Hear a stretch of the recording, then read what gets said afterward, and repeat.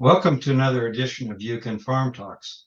This is a live video podcast series where we talk with people in the agriculture industry who share important and relevant information and insights for new and beginning farmers and ranchers.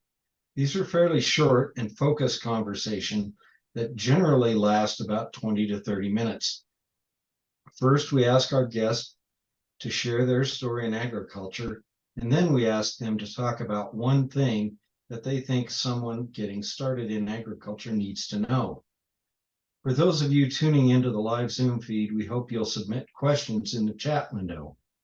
As we get to the end, I'll try to pick out a question to ask our guests. All of these shows are recorded and posted online on our webpage, where you'll also find an online discussion forum. You can ask questions in the forum anytime, and we'll respond to additional questions there that we don't get to during the live episode. Our guest today is Garrett Horton. Garrett grew up on a farm north of Riverton, Wyoming. Throughout his youth on the farm, a passion for agriculture was cultivated. In college, he pursued a degree in agribusiness at the University of Wyoming. He recognized the farm he grew up on and loved so much was not large enough to come back to immediately following college. While he was still searching for a career coming out of school, he fell into an internship with Farm Credit Services of America. He enjoyed working with production agriculture through agricultural lending and pursued that path with Farm Credit Services of America, with his first role as an associate in the corporate headquarters in Omaha, Nebraska. After a short stint there, he relocated with the company to Northwest Wyoming as a financial officer, where he continues in that role for 14 years now. Here he met his wife, Katie, started his family, and purchased his first farm. They now have a family of 3 boys, Jack, 5, Connor, 2, and Owen, 5 months, and farm side alongside his partner, Armando Rios, with the help of his uncle and cousin. Additionally, he and his 2 brothers run a cow-calf herd together, headquartered back on the farm where he grew up. Among other leadership activities, Garrett serves as a member of the University of Wyoming College of Agriculture, Life Sciences, and Natural Resources Advisory Board. Garrett and I first met serving together on this board. Welcome, Garrett. Thank you, Keith. Thanks for the introduction. Yeah, we always high points. We always start off this conversation by giving our guests a chance to talk about their own story in agriculture. I know you started out growing up on a farm, then you've certainly spent a lot of time around agriculture and the ag community throughout your career with Farm Credit Service of America. Can you tell us about your background, how you got to this point in your life and career, and maybe talk a little more about how and why you've chosen to stay involved in production agriculture over the years? Yeah, I'd be happy to, Keith. Ever since I was a kid, I enjoyed all the aspects of living on the farm. I especially enjoyed when I gotten old enough to operate the equipment. I lived in the tractors and thought that was the best place to be. And as time went on, I thought pretty much I was just going to come back to the farm, go to college for my 4 years, get an education, and come right back to the farm immediately. And it took about a semester in school to realize that the scale of things, and I knew how to operate the equipment, I knew how to change water, I knew all the tasks on the farm, but I couldn't even wrap my mind around the business of farming and the financial aspects of it. And with that, I kind of went into the agribusiness and knowing that I knew how to do the physical parts of the farm, but I didn't know how to operate a business, and that's what it is at the end of the day. And then through school, I knew I was going to have to go do something for a while, but in the back of my mind, I always wanted to get back to farming. Even when I interviewed for my position that I'm still in with Farm Credit Services of America, they asked me where I'd be in 10 years, and I said I'd be owning a farm, and I'd be farming somewhere. So I knew then that I would figure out a way to do it, and it took a lot of time to get there. There was a lot of different things that popped up through the years, and um, just weren't the right opportunity at the different avenues. But finally got there. 4 years ago, we ended up buying our farm in 2019. But I think more importantly than that, I found a great partner in this life with my wife and Katie, and we started our family. And I think I'm fortunate enough that I'll hopefully be able to raise my boys similar to the way I grew up, and I'm looking forward to that. That's great. You mentioned that it takes some time, and you looked at some different opportunities. Could you expand on that just a little bit? Yeah. So, and that's kind of, I guess, if going to my one thing about something that's kind of been in the background of all of the decisions that I've made through the years, and I didn't even know what I was kind of doing it all along, was it's a concept of aggressive patience. And I don't know, you can get online and you can see it. There's different places. It's a lot in training and self-help and that kind of stuff. But those two words together mean something entirely different than they do separately. I mean, they're kind of opposite ends of the spectrum as far as their definitions. But when you put them together, I think it really highlights what it takes to get back, or to persevere and get back into farming, because the barriers are so high these days. So I mean, it takes so much time, but you've got to be patient in one aspect, to wait for those opportunities, but you also have to be moving the ball forward in little increments all along, to be able to act on those opportunities when they are presented to you. So like in my personal, I spent hours online looking at different farms and stuff from the time I bought my first house in Grable. And I didn't want to buy a house in town. I didn't want to live in town, but it was one step, and I wasn't renting. I bought a house, built some equity, and since then we sold that house. We've sold 2 more houses. The last was a small acreage. So each step got me a little bit closer to where I wanted to be. But I mean, it took a lot of time, and there was, I have a bad habit. My wife gives me grief about it constantly. I watch all the online auction sites, the Big Irons and the Swensons and all that stuff, and watch for things that I would love to buy. In most cases, I never even bid on them, but I'm watching them, and I know that maybe I can afford little pieces of it, and through the years I've pieced together small portions of what I need. But it just takes so much time. But being patient and moving things in small increments is it's the huge driving factor in getting me and my family back to where I wanted to be, which is farming. Well, thanks for starting to talk about your one thing, and it's fairly obvious we're going to have quite a few more questions, because it is very interesting, that opposition there between aggressiveness and patience. You mentioned that business aspect of the business that worried you most when you started there at the university, and as you considered returning to farming. What advice would you offer to someone looking to get started on where to get training in that part of managing a farm or ranch? And looking back, do you wish you might have started on that a little earlier?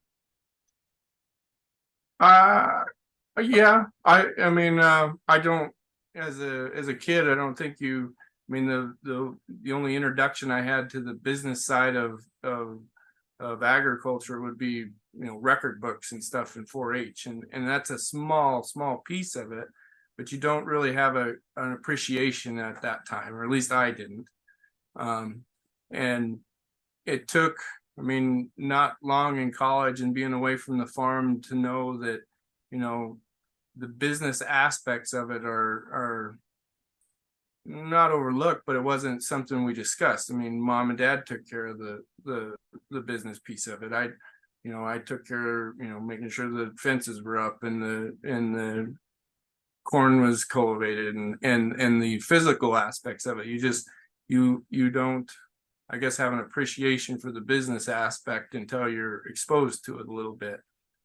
And I guess as far as training, there's more and more out there. Forums like this, there's different, podcasts and different things at your fingertips now with your phone. You can watch different things constantly if you really wanted to, and subscribe to different people that have different views on how to operate a business. But the university was a solid foundation in my training. From the aspect of the business and the different pieces of a farming operation that you just aren't exposed to, as a kid working on the farm. So working with FCSA, you've obviously met a lot of folks in production agriculture. What other careers or skill sets do you see that would be beneficial, or that you see in successful operations that would enable them to be aggressively patient? Yes, I've gained a lot of experience through Farm Credit Services of America. I get the opportunity to see how hundreds of different operators do similar. They're all similar in their outputs, but how they get to that output is unique to each operation and their unique set of resources. All these farms and ranches are all very unique, especially in Wyoming, because we have different water rights. We got different land uses, and it's very I guess diverse, I guess would be the best way to put it. But I guess trainings, experience from the community.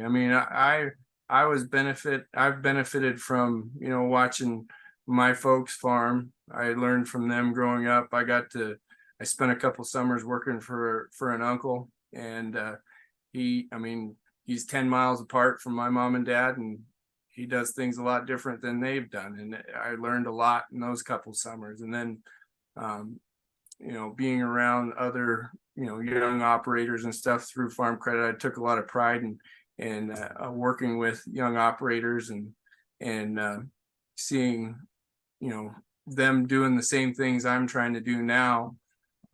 So it's just being out and being, I think, involved in your ag communities and stuff, and asking questions. Sitting down with someone and understanding how they grow their crops, or how they're marketing their cattle and stuff, and learning from those around you.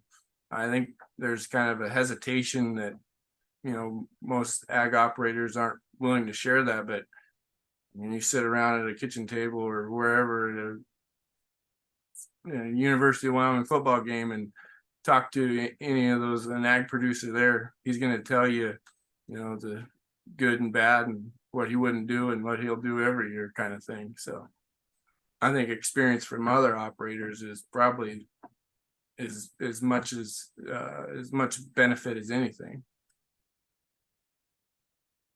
Very often, some of the actions we take today won't give the results that we're looking for tomorrow.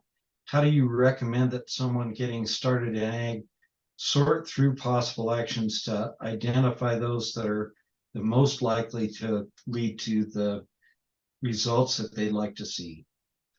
Well, I think I've never been one to like set goals, write them down and do that kind of stuff. But in the back of my mind, I always wanted to farm.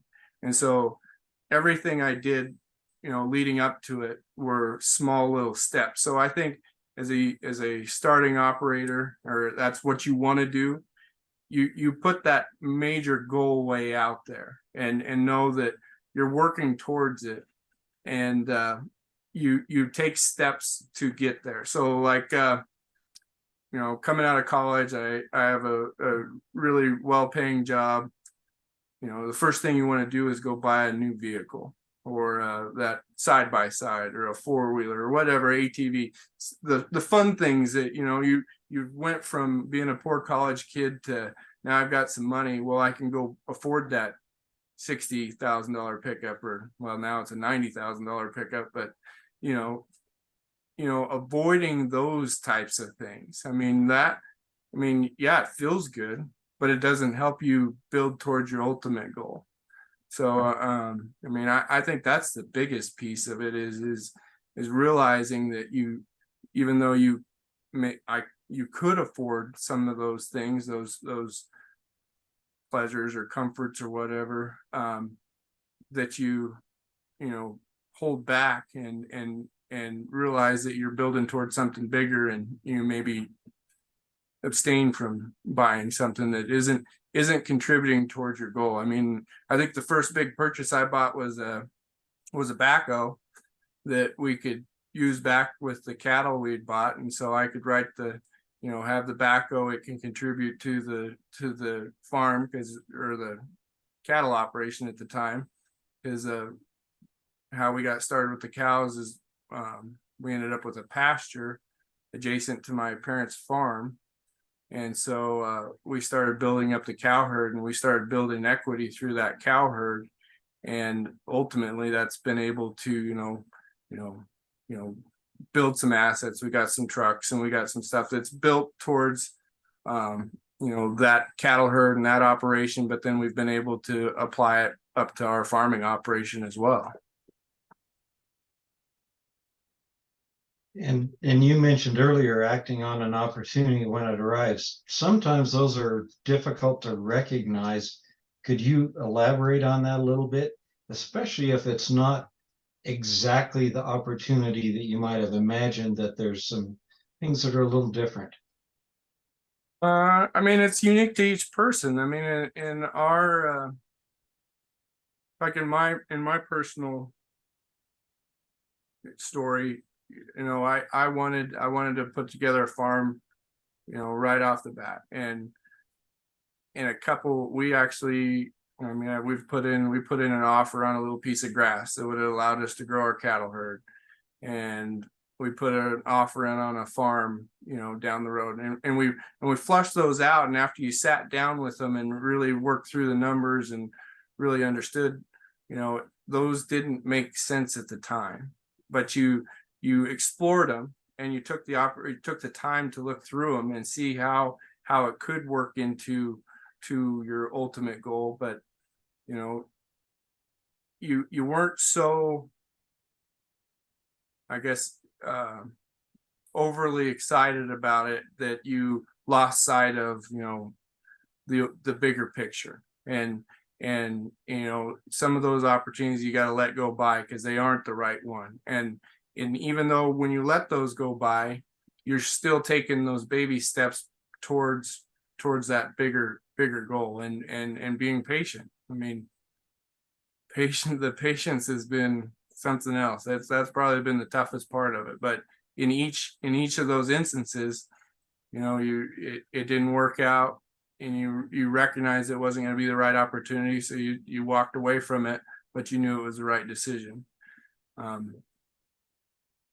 So again, it's realizing you have a clear goal at the end of the day, and then sticking to a plan to get there, I guess. You talked a little bit about piecing together the resources you need to make the farm go. Do you have any advice on that aspect of pulling together resources, for example, leasing or other creative arrangements for ownership that folks might consider? Absolutely. I mean, we were fortunate to start growing our cattle herd right on the farm. And it wasn't 2 or 3 years out of college that we basically maxed out what we could have for cows. About 60 cows is what we could run year round on the farm. So that's where we started looking for other opportunities to grow that herd. Like I said, we had an opportunity to buy a piece of grass that, it just wasn't the right one, but we had those 60 cows paid off. They were, free and clear. And then when we did finally find a pasture that we could rent, and that was the only way we were going to get into enough room to grow that herd, we've been able to grow the herd and aggressively pay down that debt.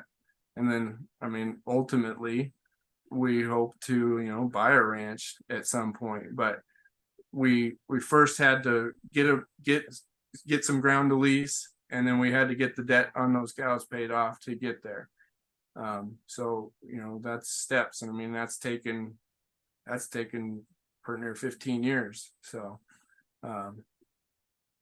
again, just a lot of time, and looking at different smaller opportunities. I think everybody in our culture today, there's such a I guess everything's immediate. I mean, you can, with your phone, you can order anything you want. You can get on Amazon and you can have stuff shipped to you in the next couple of days, and in places you can get it in hours. I mean, this culture of everything happening immediately, it bleeds into everything you do. And I think it definitely bleeds into, your ideology on what you can do on a farm or ranch, and thinking, well, maybe I'll just go buy 300 head of cows, or I've got this opportunity to buy this ranch or lease this grass, and everybody tries to take a big chunk of it all at once. And with today's barriers, I mean, cattle are super expensive. Your equipment increased 300% since 2021. I mean,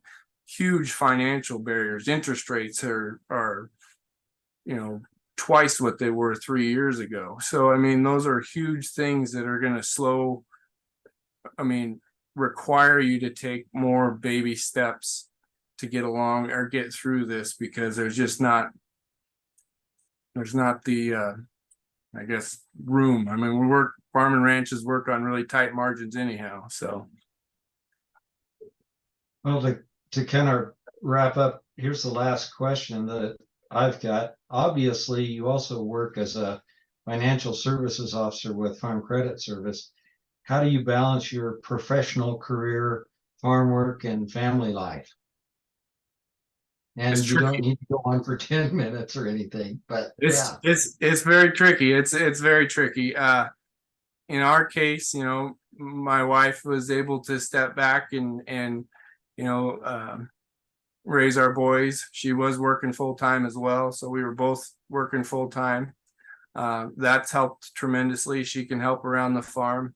And then in my scenario, I've kept working, and I've been very fortunate to partner with someone that is able to handle more of the day-to-day stuff of the farm.